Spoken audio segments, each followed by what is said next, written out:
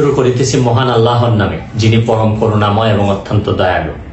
আপনারা যারা আমার ফ্যান ফলোয়ার আছেন, বিভিন্ন সময় বিভিন্নভাবে আমার উপর কষ্ট পেয়েছেন, তাদের উদ্দেশ্যে একজন সাবেক এমপি হিসাবে আমি দুটি কথা বলতে চাই। আমি আপনাদের এই সংস্কার, কোটা সংস্কার যে আন্দোলন, এই আন্দোলনে বা বৈষম্য বিরোধী ছাত্র আন্দোলন, এই আন্দোলনে কোটা সংস্কারের জন্য আমি সবসময় আপনাদের সাথে ছিলাম এবং এটাতে যারা আহত নিহত হয়েছেন তাদের পক্ষেও, এই বিচারের পক্ষেও আমি ছিলাম। কিন্তু আমার ব্যর্থতা হচ্ছে কি, আমি আপনাদেরকে বুঝাইতে পারি নাই। এটার জন্য আমি সম্পূর্ণ ব্যর্থ হয়েছি এবং আমি এই ব্যর্থ হওয়ার জন্য আমার যারা ফলোয়ার আছেন, যারা আমাকে নিয়ে প্রত্যাশা করেছেন, সবার কাছে আমি দুঃখ প্রকাশ করতেছি। আমি আপনাদেরকে আরেকটি কথা বলতে চাই। এখন যে কাঠামোগত সংস্কার আপনারা চাচ্ছেন, দেখেন এই সংস্কারের জন্য আমি বহু বছর আগে থেকে কাজ করে যাচ্ছি। আপনারা দেখেন এই দুর্নীতির বিরুদ্ধে যুদ্ধ গত 15 বছরে আপনারা যে 2-3 জন মানুষ দুর্নীতির বিরুদ্ধে সোচ্চার ছিলেন, এর মধ্যে হয়তো আমাকে একজন আপনারা পাবেন।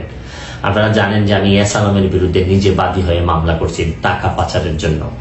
আপনারা জানেন যে আওয়ামী লীগের বর্তমান কমিটির যিনি প্রচার সম্পাদক আব্দুস সুবহান গোলাপ, তার আমেরিকাতে 9 বাড়ি থাকা নিয়ে আমি নিজে বাদী হয়ে মামলা করছি।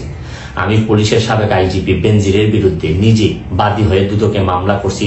মহান সংসদে আমি তার বিরুদ্ধে বক্তব্য দিছি। মতিউর যে কর কমিশনার, মতিউরের বিরুদ্ধে আমি মামলা করছি। আমি সালাম মুর্শিদির বাড়ির নিয়ে মামলা করছি। আমি সালাউদ্দিন, কাজী সালাউদ্দিন যে ফুটবলের দুর্নীতি নিয়ে আমি কথা বলছি।